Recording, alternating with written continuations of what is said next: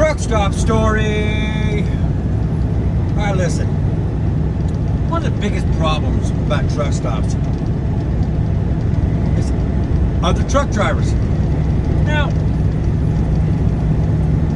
most of us are all okay folks. But damn it, boy, there is just some jackaroos out there that you can't even just, like, you want to ask them, did your parents have any kids that lived? Just brainless. Pulling into a truck stop tonight, and I get behind this truck, and he's doing about 1 mile an hour with his turn signal on, pulling into the truck stop. I gotta pee real bad. Okay, so I'm tolerating the 1 mile an hour out in the street. Now it's time for him to turn into the truck stop. He doesn't go any faster. He's actually somehow going slower. And I can't understand, how do you go slower pulling into the driveway? To the point that I now have to pee even more, and now I'm getting agitated. He literally stops pulling into the driveway. No one's in front of him, no one's on the side of him or anything. I don't know what he's doing. Maybe it's his first time there, maybe he's lost. I don't know. So I give him a honk.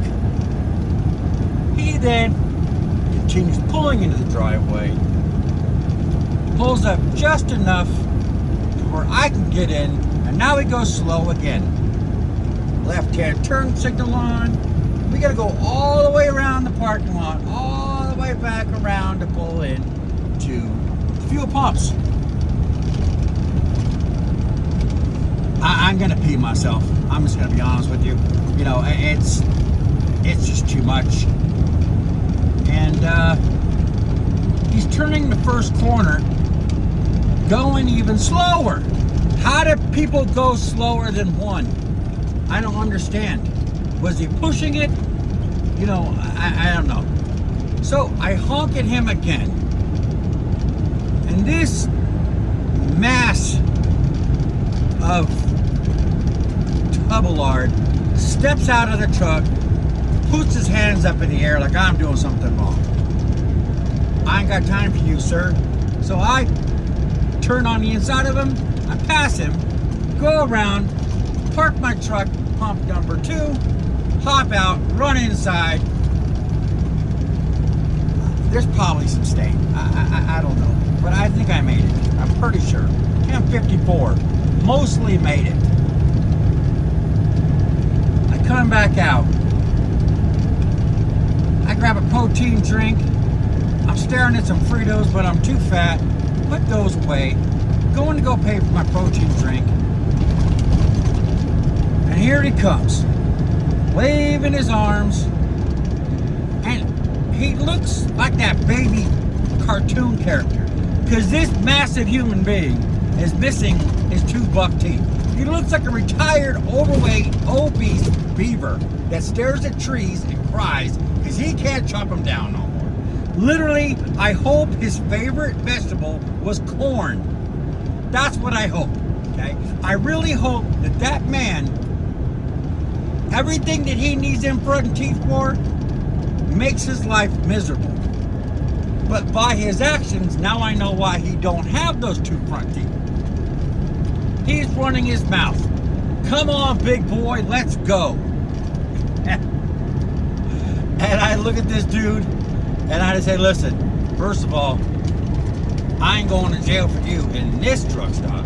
Second of all, you can't afford to lose any more teeth. Now he's infuriated. I turn my back to him, in a sense. Well, I'm kind of looking through my glasses. Glasses are really good for blind spot for glare. And pay for my protein drink. And now he wants to take it outside. And I'm just like, you need to go buy a diet drink and some bananas and fruit over there. And you need to start today on living a better life. And he's getting more upset. And I can't help but instigate, because I'm an a-hole, I know it.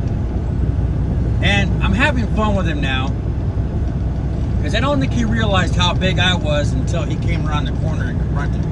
So, I know he's all talk. He's just waving his big, giant, bulbous arms around. He's probably 5'9", 400. I don't know. I don't know. Listen, it isn't worth my time. And now the worker comes out and she's kicking him off the property. Now he's fighting with her. And I told him have a nice day. I walked out to my truck, got into it, laughed, and I drove out. So, that's about 15 minutes of my 14-hour shift today. I'll catch you on the next one.